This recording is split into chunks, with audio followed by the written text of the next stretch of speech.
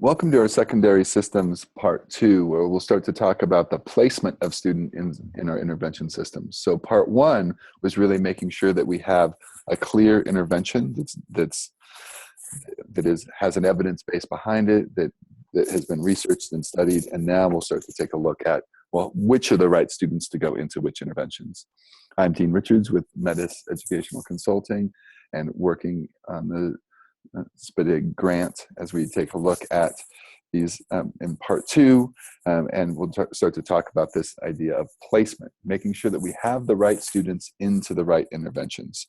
So how are we starting to link that R of our responses? And in November, we started to talk about ways that we had our assessment protocol. And now we're starting to be able to connect it with the I. And I put a little I here because I'm talking about interventions rather than instruction. So as you may have heard me talk about before, RTI, response to instruction. So I would use a capital I there, but a little I around response to intervention, making sure that we're using the right assessments and having a variety of tools to help us make those decisions. And in order to place our students systematically into the right interventions. So because resource of your people, your money, and your time is so valuable, extend the thinking from our November meeting around making sure that we're using our tools in a way that start to make sense. So I would sort of, the fewer and fewer number of students start to need the assessment. So starting out with that idea of your early warning system, using that early warning system to start to decide, well, which pieces of, which students do I need to start to give get more information from? It's probably not necessary to collect a whole bunch more data on your valedictorians. It's not that that information may not be helpful, but if they're doing really well and you have mastery level assessments, those classroom-based assessments that are telling you that those students are doing really, really well, you may not need to go into this next step and this next piece of depth. So the next piece that I would use is to use your curriculum-based measures. So in this case, I'm talking about things like your maze assessment or your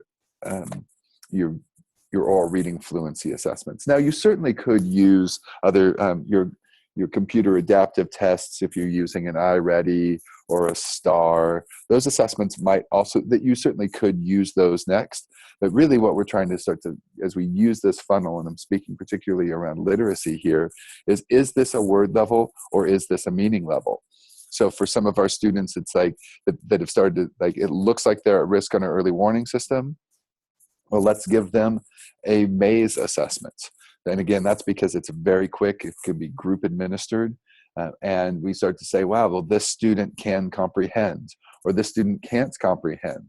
So, well, if they can't comprehend, then we might need to, well, is that a meaning piece, or is it a word level? So then we might give them a oral reading fluency. It's like, oh, this is an accuracy issue. Nope, they're getting it all right, but now it's a fluency issue.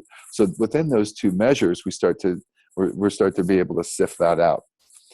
Then we might have to use, conceivably, a diagnostic assessment. So we're in this problem identification, and diagnostic assessments start to move us into, well, why is that problem occurring? If a student reads inaccurately around decoding, well, what are those particular pieces that students need? And sometimes it could just be a placement assessment into one of the curriculum that we have to make sure that it is the right fit. Diagnostic assessments aren't always necessary for every single student, because we could start to diagnose down to such a refined level that it is not all that helpful to know at a really, really deep level, because our instruction and the curriculum that we're going to place them in is going to be general enough. And so if a student is struggling in decoding, it's like, well, is that because of the short vowels or long vowels? It's just that they're struggling in the coding, and they just, if they're struggling in one, they're probably not real strong in the other. So being able to use our diagnostics as necessary in order to help us place our students, not necessarily in the full depth of really drilling down as deep as possible. So fewer and fewer students, after you have screened with using your early warning system, fewer students might need that curriculum-based measure, or again, your iReady or your STAR, those types of assessments as well. A MAP could also be a part of that as well. And then into diagnostic assessments, fewer and fewer students. But by then, we're like, okay, we're ready to put our students into the interventions. Then we would be able to they'd come out the funnel, and we'd have them placed into the assessments, or into the intervention that is necessary, and that we've really focused in on where they're at. So, and then we would use at the end, and this will really come more into play in part 3, of using our progress monitoring tools and our mastery assessments. And that's the more classroom-based assessments. I taught it, did they learn it type assessments. So this assessment funnel should harken back to our previous conversation of really being clear about which assessments we're using for which purpose, and to be able to help place our students into interventions. So in the end, really what we're trying to figure out is which students need interventions and what kind of interventions do they need. So as you start around this process, that might be kind of a looser piece, but you want to get that tight. You want to systematically systematize your system here and be thinking about how do we use those right assessments, the right R, in order to match our students to the I, to the interventions. So sometimes it starts loose, but I'm encouraging you to come back to this and be more and more focused on and using your assessments through that assessment funnel to help our students become successful and get them into the right type of intervention in order so that they are likely to be successful in it. And I am talking here about academic, and mostly, again, as usual, about literacy. We'll talk a little bit, though, a few math pieces here and there. But we want to make sure, and I made reference to this in part 1, that we are, some of these students might need additional behavior or attendance supports, but we don't want to intervene with an academic intervention if it is a behavioral or attendance piece. Now, certainly these pieces become commingled, and we'll talk about how to start to sort some of those things out using the assessments that you have. But we want to make sure that we're giving the student the right thing. So if it is a behavioral issue, the student has the skills, they're just not using them. Trying to give the students the skills that they already have is not going to be successful, and that you're going to get more and more behavioral pushback. So we want to make sure that we're talking about academic, these are students who have academic need, not behavioral needs, or not solely behavioral needs, and that we're really targeting the right piece for the right students. So in your handouts, you'll see this flowchart idea. And so we're going to start with step 1 here around reviewing that early warning system. And again, remember that's that attendance, behavior, course performance. You might also include your state assessment data in there. And having those red flags and those triggers, things that, what is it that triggers a student's to be able to say, this is a student who is at risk. And the indicators are that the student is at risk of not graduating from high school. So being able to start to track those pieces and to take a look at what is it that's happening with the student. So the first place is to look at your early warning system. Then you can start to take a look at, well, so as an example with this district where they had those 4 indicators, where we were talking about the ABCs, attendance, behavior, course performance, and state tests. So they said that any student, so this is from an example from a 7th grade that had 200 students in it. And so some of those students had 4 red flags, some had 3, some had 2. So this is a way to start to sort out. What this district decided was if they had 2 or more red flags, then we're going to give them that curriculum-based measure. If they were at 0 or 1, then we're going to consider that be okay. Now, if that 1 is behavior, you're probably on that anyway, and you're thinking about that component as it is. So, and you'll probably have some level of intervention in place for that student behaviorally, because they sort of force you to, as do the teachers. We make sure that that's the case.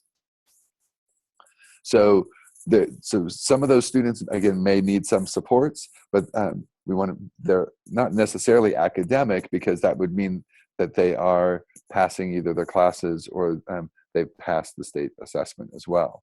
So again, remembering that the early warning pieces are indicators, and this is our first sort. We may want to look through it again in our students with 1 and say, you know what? Yep, we'll take this kid. Or this kid has 2, but their attendance and behavior, and we're not going to sort this kid. We have a plan for him or her.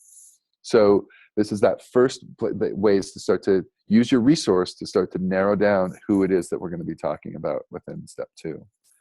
In step 3, we're trying to figure out, well, what is that gap? And we'll talk a little bit on decision rules in part 3 of this series of secondary systems. But we start to use those CBMs to start to say, well, what is it that is in need? And there are some students who might be near or at benchmark. So, and that's the case for some of these students here, where this spreadsheet did include their curriculum-based measure. So for some of these students, including a student Zachary, who had all 4 red flags of attendance, behavior, course performance, and state assessments, but the student on the curriculum-based measure demonstrated that he had the skills. So we definitely want to intervene. This is not doing it, but knows how to do it. That is not going to meet, he has, at least through this piece of evidence, has the skills. So he's at low risk. So, and that's the case with Brendan and Parker as well. And so we might want to be thinking about some non-academic interventions for those students, because they certainly are at risk for not graduating from high school. And then for some of those students, they were at high risk. And so we want to be able to dig down deeper. Again, this sort, is this a can't do or is this a won't do? If they have some of those skills, then we start to make sure that we're providing them the intervention that they need. So we'll drill down a little deeper with some of these students as well. So if there's this significant gap, and you're going to have to determine that at your school and your district level to be able to start to determine what is it that these students need, and start to collect additional diagnostic information as necessary around what it is that those students need. And so because what we're trying to figure out is this the can't do or is this a won't do? So some research out of Florida, they suggested that you want to make sure that we're targeting the right thing. So you can give that curriculum-based measure probe. Here I mean a maze, oral and oral reading fluency. And you've screened them in, after they've popped on your early warning system. Now here's this next level. And so you've given it, it's like, wow, I'm not sure that's the best representation of that student. You can give it to them again, maybe the next day. And this is under this idea under optimal conditions. So somebody that student really identifies with, you give them a pep talk and you start to say, you can really do this. We really want you to give it the very best. We're going to give them a more that quiet room space. And if we see an improvement of 20% from their first time to their second time, this is within a very short window, then it is likely that the students can do it.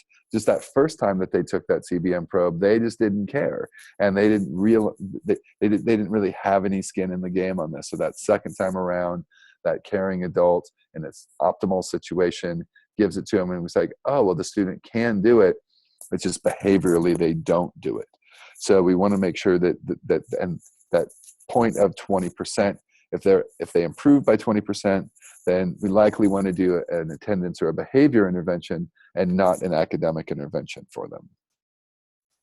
So and we might put them into that near benchmark because they're not doing it, but we want to know why they're not doing it. So we want to kind of focus in on that component. So in step 4, we start to now, like, is this a word level, like, and diagnostic? And it may be necessary to give some diagnostic, and it may not. And certainly within that fluency assessment on an oral reading fluency measure, we could certainly determine accuracy and word level around that.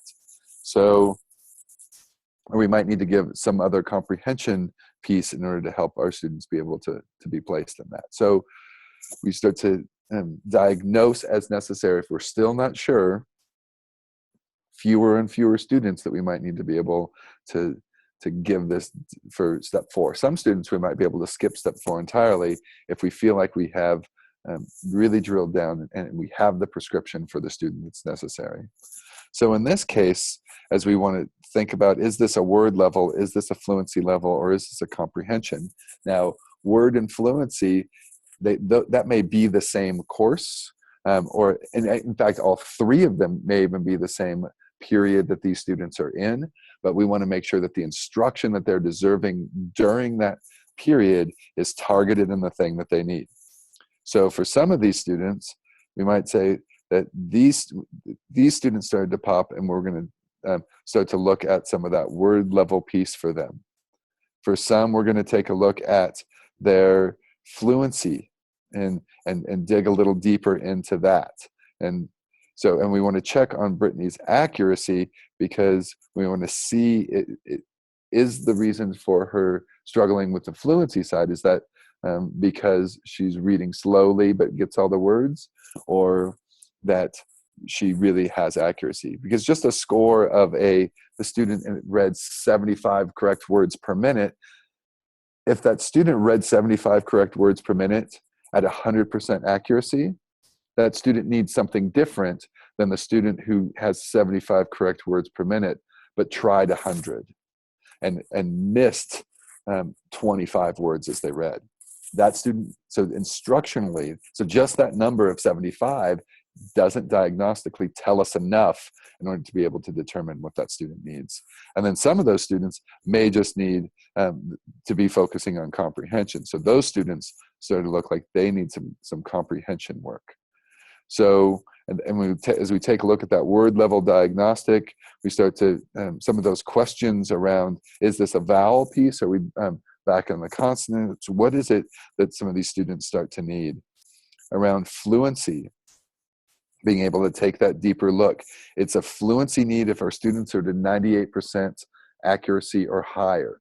So we really want to make sure that accuracy is tight. If we're going to, because what we're going to start to do instructionally is to have them start to increase the number of words they read. We don't want them to read faster if they're going to read those words incorrectly. So as we take a look at those oral reading fluency passages, the ORF, they're not written for full miscue analysis. They're not written so that we start to diagnose. It's like, oh, well, how many vowels did this student miss? That's not the purpose of that assessment. So you might need to have somebody who can do that, can give that assessment within your school. Or being able to give that comprehension piece. So they have those foundational skills down.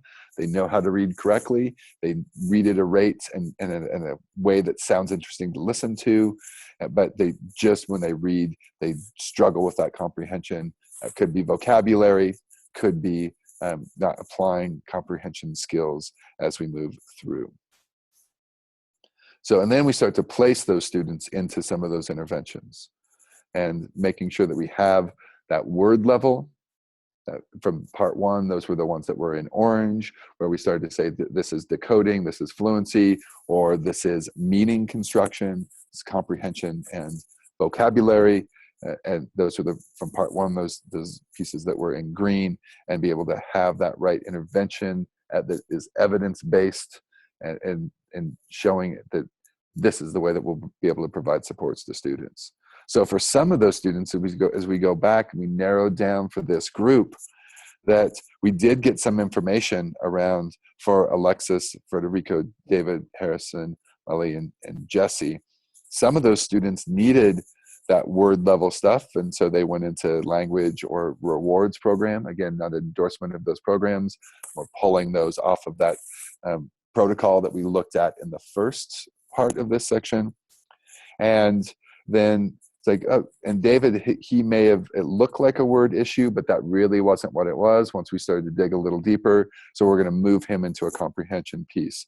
So just because it may initially look like a word level, that may not be it. It might be that we want to move that student into a comprehension at meaning level construction piece. So we dug a little deeper, and then we placed those students into the right interventions. For some of those students in that fluency piece, in this case, we didn't see anybody that, like, the prosody was a little choppy when Corey read, but we're going to move him into a comprehension, that meaning construction piece. But Brittany had low accuracy. Remember, that was the student we wanted to look at her accuracy to see how she was doing. Multisyllabic words was the problem, and we had a curriculum that specifically focused on that particular component of rewards, which is multisyllabic word reading. So we've now placed those students into those pieces, and then into a comprehension piece.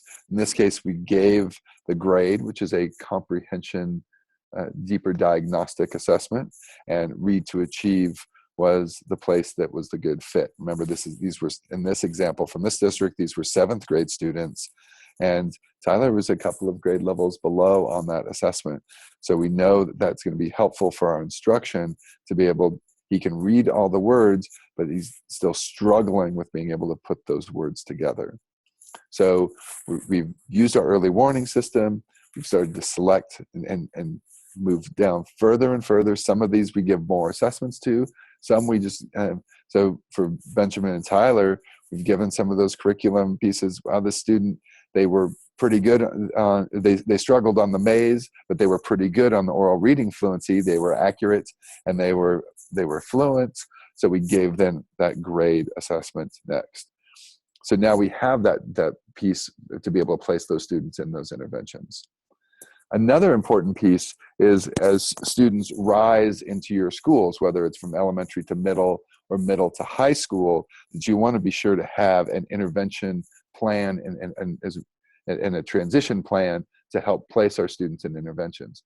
But is not best practice is to say, well, this student's going to, they may have been struggling in middle school, but we're going to give them a fresh start when they come on into high school. That is likely that they are going to continue to struggle as they move on up. And then that also causes frustration for the teachers who are going to be teaching those students, that we can't do anything with their schedule until second semester. So the students are going to struggle and unlikely to be successful in their core classes and beyond, causing behavior problems as they don't participate in class. And in fact, some additional research out of Florida suggested, and I think I brought this up before, that only 19% of 8th graders who were failing math and English were then able to graduate from high school. So that's 1 in 5 is able to sort of turn that flip around. And those of you who are in middle school, you may have heard from some of these struggling kids, well, middle school, like, grades don't even count here. I'm going to get better in high school. It is unlikely that most students are not able to do that. The patterns have been set, the peer groups have been set, and they are likely then to struggle as they move into the next school. So that idea of the fresh start is nice around the relationships, but skill-wise, we want to make sure that if a student is a struggling student, that we're able to provide them with the supports that they need as they move through. So having that systematic way of getting together, and I'm not talking about here where middle school counselors go down and talk to 6th grade or 5th grade teachers. We're talking about a system where the data is going to lead that conversation. So that the elementary has data that they'll give to the middle school, and we start to sort some of those students and start to place them into the appropriate interventions. And what interventions have they been in the past? So here I'm talking about transitions for all of these students, these fragile learners who have been struggling, not just our special education students. And because that's a more typical way that we're going to look at those IEPs as students transfer along. But you're going to have students who are in interventions who are struggling academically, but they're going to need something more. So have that data system in place to be able to look at what are those students needing, and how are we going to be able to put our resource towards that. So this is also not where the high school counselors come down and talk to middle school counselors and let's start talking about Alyssa and then move to Bobby and then move to Corey. Nope, we're talking about the data leading that conversation. Early warning systems are great for that if we have that across all of our schools, but being able to say, so what are students currently receiving? What is that level of intervention? And how can we help move them along? And that's important that we do this because we're talking about this around resource allocation. How many sections of interventions are going to be necessary in the next school year? How is it, do we have the curricula that is going to be necessary to provide supports for these students? And who's going to be teaching those courses during the next school year? So having a clear plan, rather than waiting till the summer, rather starting in February, March, to start to have these conversations so that we can allocate those resources necessary to provide the supports for students, rather than, well, we'll pick them up in the second semester. Meanwhile, they have failed through some of their courses and they now, that they're just not successful in school. Again, unlikely that they will suddenly rebound and be successful. So one of the documents that you have, this again comes from the Tigard-Tualatin School District, and that is in suburban Portland, Oregon, that is a calendar of when these conversations start to happen, and what is the district level role, and what is the receiving level role, and the school, the sending school. So what's that information that folks are going to get? Because I can think of certainly within my classroom, and I taught within transition years, where it's like I would send up a bunch of paperwork, and then I'd meet up with those teachers and be like, oh yeah, we recycle all that stuff. We don't care about any of it. So really making sure that we're sending the right information. And I was working with a high school who was setting up a freshman academy, and they would get all this useless, this is their language, useless information from their 3 middle schools that was not helpful for them to be able to pick the students that would go into their freshman academy, their intervention and support classes. So having conversations, what data, what information do we need? Do you need a bunch of work samples of what the student's doing, which is what I would send up? And those things all went straight into the recycling bin, and I spent a bunch of time on those things. So I wasted my time and I wasted their time by sending information that was not helpful. So we want to really be sure that we're sending the pieces that's helpful for them and their staffing and their construction of their master schedule, that they can put those pieces together, that resource allocation. So taking a look at this, and again, there's particular curriculum and assessments on here, not an endorsement in any of those, more just of the really systematic way that this district starts to take a look at how we're going to be able to have this plan of moving forward. Because when we think about the student too, and you may both have really great systems, and part of what having a really great transition system helps is it helps in the belief that the next school is going to be able to do something about it. So many elementary schools, it's like, we need to get all these kids onto IEPs because now this kid's going to middle school and I hear they hate kids there, and which is obviously not the case. But we want to be able to be thinking that it builds trust and knowing that these students are not going to fall through the gaps, that indeed you have systems in your secondary schools to provide supports that students will need. So if there's a student who's struggling in an elementary school and their particular struggle is in phonics, well, and they might be within the rewards program, which is again, multisyllabic word curriculum. But when that student goes into middle school and they're still struggling in phonics in 6th grade, well, we would not want to put them back into the same curriculum. Rewards has 2 different versions of it, but it is exactly the same curriculum. Just the orange covered goes a little slower than the blue covered one, and the texts are a little more appropriate for secondary students versus elementary students. So we wouldn't want, because what would happen then is the students got a curriculum and then they get exactly the same thing again. So if they got that curriculum and it worked, then they don't need it again. If they got that curriculum and it didn't work, then they don't need it again. So really making sure that we have a system as we pass students from one to the next, where we know what are those interventions that are happening in the school before, and that we're making a plan in order to help our students be successful. One of the documents that you'll see is a way that some schools start to track those interventions. Now, this is a paper copy of it that the school uses, but you might also, this could be done through a Google Doc, it could be done through different websites and database pieces, it could be done through your student management system, but some way that, and so it should be shared with the appropriate people, that what has the student received as an intervention, and what is it that we can do in order to continue to accelerate that learning for students. And then this is another document. We'll move into some deeper pieces of decision rules as we come to in part 3.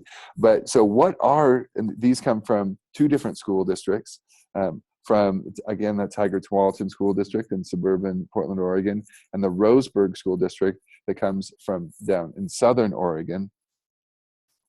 So for us, this has things like the OAKS. It's an Oregon Assessment of Knowledge and Skills. So that's the state test assessment.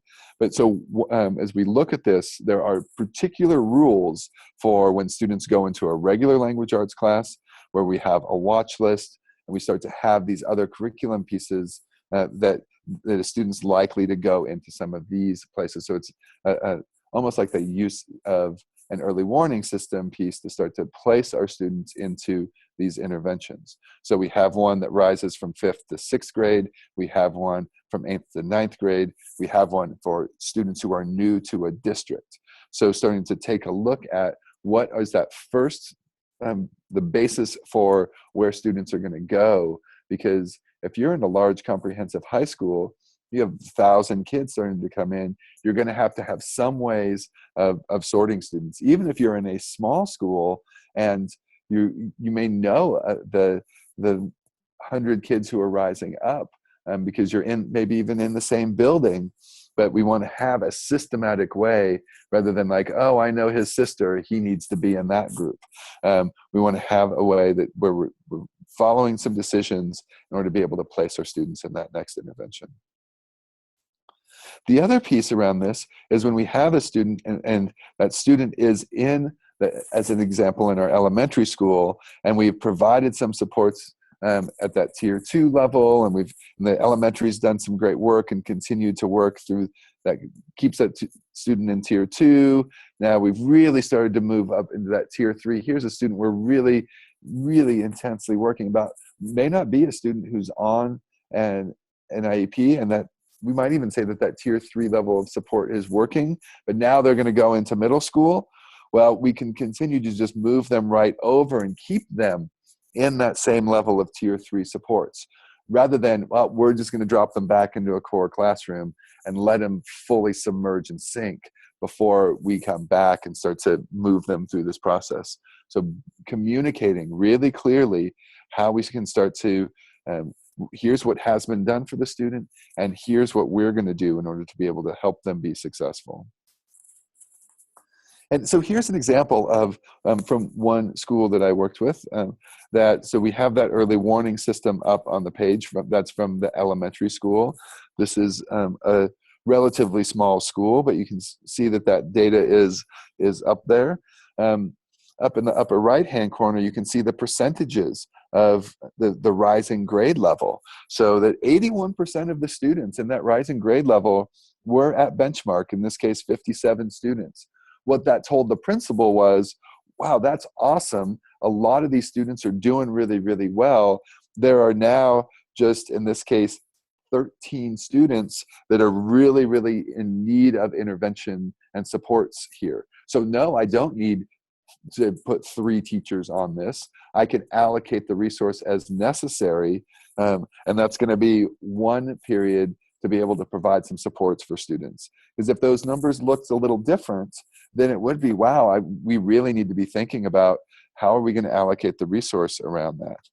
So as they went through, in the red there, you'll see some students and some of the data that they started to use around that sort of tier 3 level, word level piece of support. And so that was going to be working on decoding and fluency.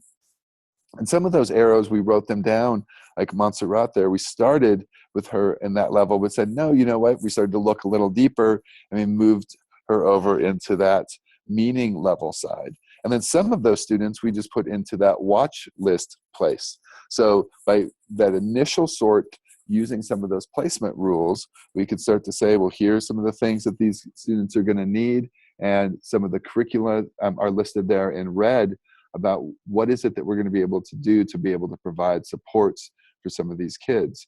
So they had curricular pieces going back to part 1 of our trainings, and then these were for tier 2, some of the where these students were going to start to be placed, and then some students that we really want to be keeping an eye on, but we're not going to place them into an intervention quite yet, but we do want to keep an eye on them. We want to let their core teachers know that they might be struggling a little bit, and we want to be able to provide them the supports as necessary.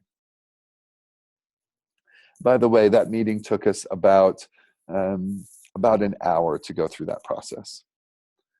So thank you for your time here on part 2 of our secondary systems work.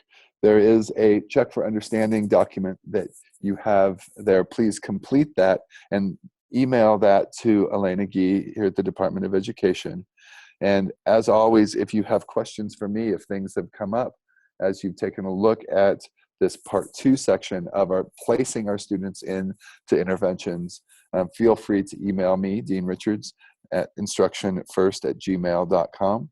Happy to take those questions and continue to help you systematically systematize your system, taking a look at how do we get the right interventions that are evidence-based and placing those students into those interventions so that they are likely to work. In part 3, we'll come and take a look at, now that we have those students in interventions, we'll start to discuss processes and pulling the right data in order to have discussions to say, well, are those interventions, and by interventions I mean not just the intervention course, but the core classes that should also be supporting the students, are those interventions working, and how might we need to make some changes as necessary as we move through. So again, thank you for your time here in part 2, and look forward to talking to you soon.